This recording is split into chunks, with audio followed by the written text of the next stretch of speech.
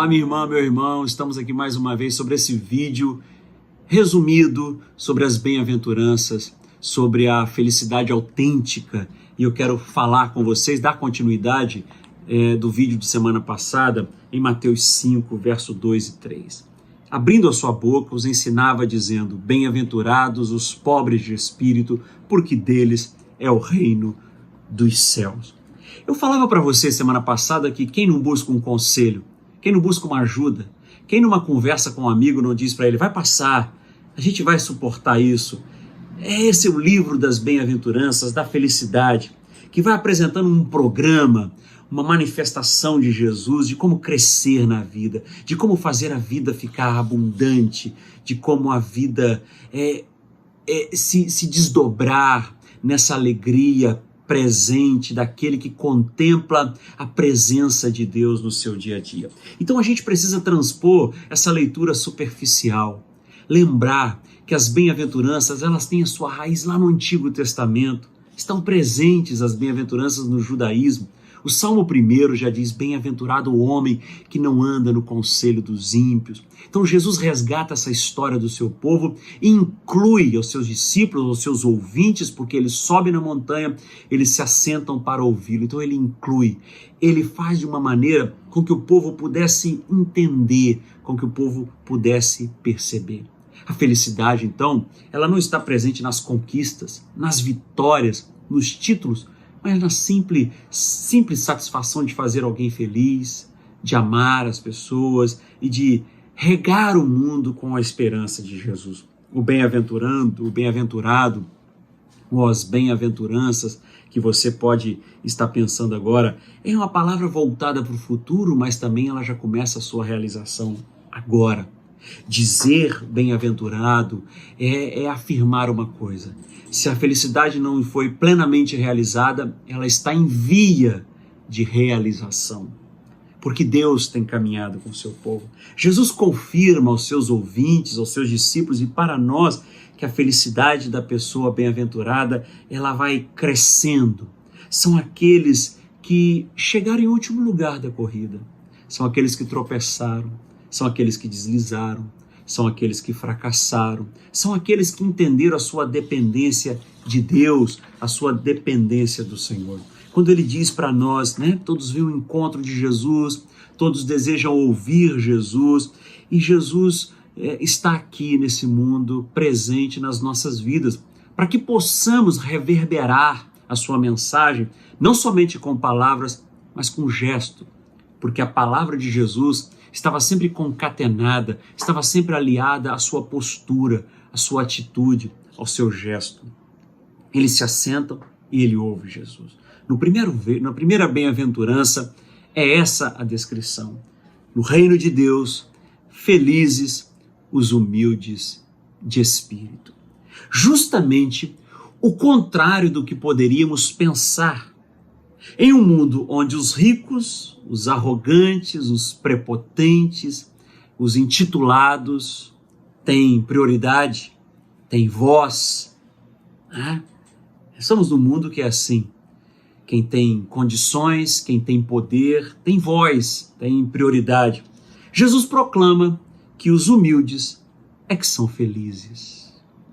É uma receita, é uma bula, é um remédio caseiro para viver bem essa fatia de vida que temos. Felizes são aqueles que não têm aonde se apoiar, a não ser no próprio Deus. Felizes aqueles que não têm a quem recorrer, a não ser em Deus. E este é o melhor caminho e o melhor apoio. Isso é o reino. Isso é o reino dos céus. O reino já pertence aos humildes.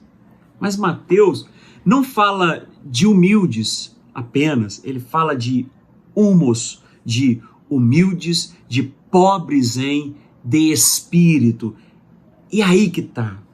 O que significa isso? O que Jesus deseja dizer a nós? Pobres em espírito. Não é aqueles que têm a inteligência curta. E nem tão menos os ricos que se fingem ser pobres.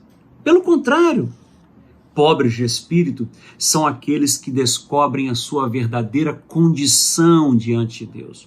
Pobres de espírito são aqueles que vivem dependente de Deus, dependente da ação de Deus, e depois ele busca auxílio ou depender dos outros ou do próximo, mas em primeiro plano a sua prioridade é depender de Deus.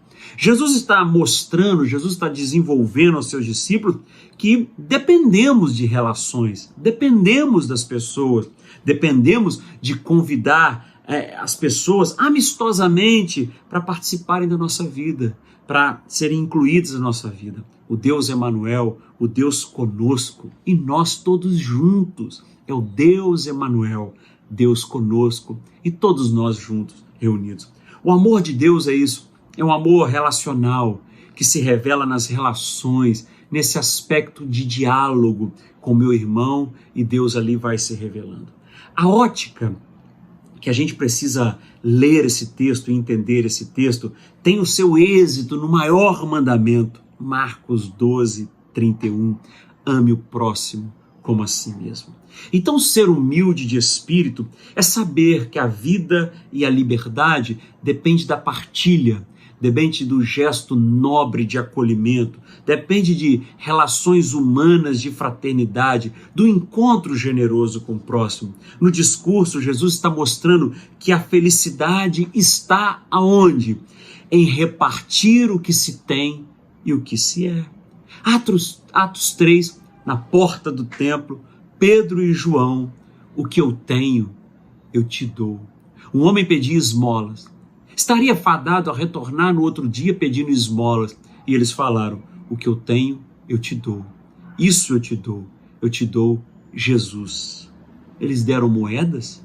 Eles deram esmolas? Não, porque a gente só pode dar aquilo que tem. Eles deram Jesus. Atos 20 e 35, Paulo no discurso em Mileto, falando aos presbíteros, e ele assim encerra o seu discurso. Mais bem-aventurado é dar do que receber. O que Deus quer dos humildes de espírito, dos pobres de espírito, é aqueles que partilham todas as coisas e todos juntos construímos essa felicidade autêntica, que só pode ser encontrada num sentimento de ser pobre de espírito, de reconhecer a sua condição diante de Deus, de mostrar total dependência de Deus e partilhar essa felicidade com o mundo. Que Deus abençoe a sua vida, que Deus abençoe a sua família. Esta é a maior felicidade. Depender de Deus e ser pobre, se reconhecer diante dele, dependente dele. Que Deus o abençoe muito.